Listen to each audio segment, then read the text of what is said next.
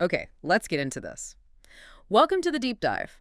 Today we're looking at, well, maybe one of the weirdest, quietest side hustles I've heard of, charging electric scooters and bikes.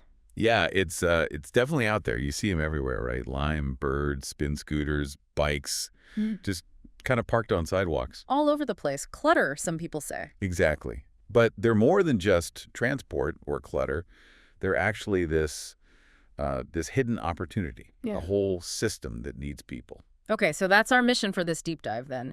Unpack how people, maybe even, your neighbor, Could be. are actually getting paid just for picking these things up and charging them overnight. That's the core of it, yeah. Yeah. We want to pull back the curtain on that whole process. It sounds, well, almost too simple. Yep. So walk us through it. How does it actually work if I wanted to be a, what do they call them, a juicer? Juicer, charger, yeah. Different companies use slightly different terms. Yeah. But basically, it's like a nighttime scavenger hunt. The companies, like Bird or Lime, their apps show you where scooters or bikes with low batteries are. Okay, so you use their app. Right. You go find them, collect them. Could be walking, could be driving. Take them home, plug them in overnight. Right. And then, the important part, you have to return them by a certain time in the morning. Usually to these specific spots called nests. Ah, nests. Okay, so they're ready for the morning commuters. Exactly. Ready for the next day's riders. Makes sense.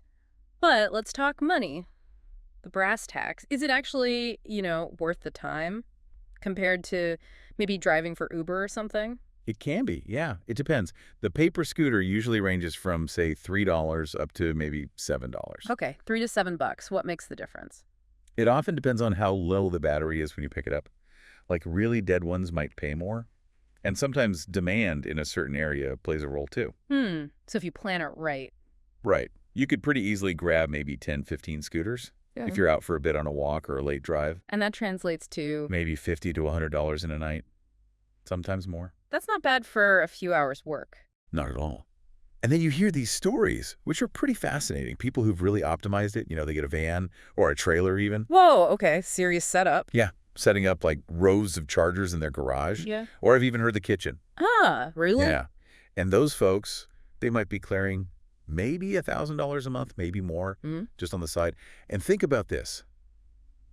0 customers to deal with. Right, that's huge. No products to sell, no inventory really, no office. Yeah. Just charge and drop. 0 customers, no products. That's a really key difference from like selling stuff online or other gigs. You skip all that hassle. Okay, so if you're listening and thinking, maybe.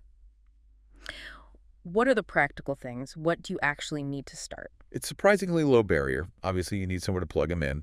So a power strip or ideally multiple outlets. Right, electricity bill might go up a bit. A little, yeah, factor that in. But the payout usually covers it easily. And then logistics.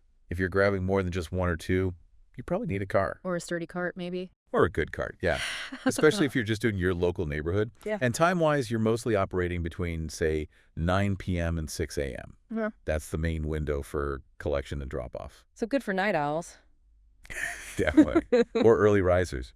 And maybe a tolerance for funny looks from the neighbors rolling up with a trunk full of scooters. Yeah, probably helps. You might get a few questions. Okay, so the money's there, potentially. But aside from that, is there anything else appealing? Sounds kind of solitary. A lot of people actually find it oddly satisfying. There's no degree needed, no complex setup beyond the chargers. It's just hustle, right? Just get out there. Yeah, some cables and moving around late at night or early morning. Picture it. You're out, maybe headphones in, streets are quiet. And, every time you grab a scooter, hear that little beep, see the light. That's literally money.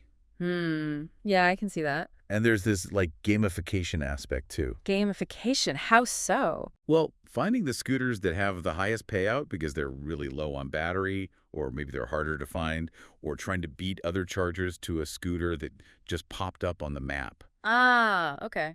Bit of competition. A little bit. And sometimes there are bonuses for dropping scooters off in really high demand zones.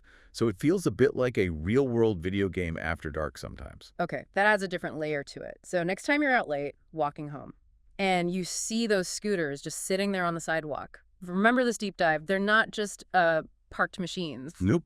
They could be seen as batteries just waiting to be monetized. So here's a final thought for you to consider. If you're looking for a side hustle, you can literally plug in while you sleep.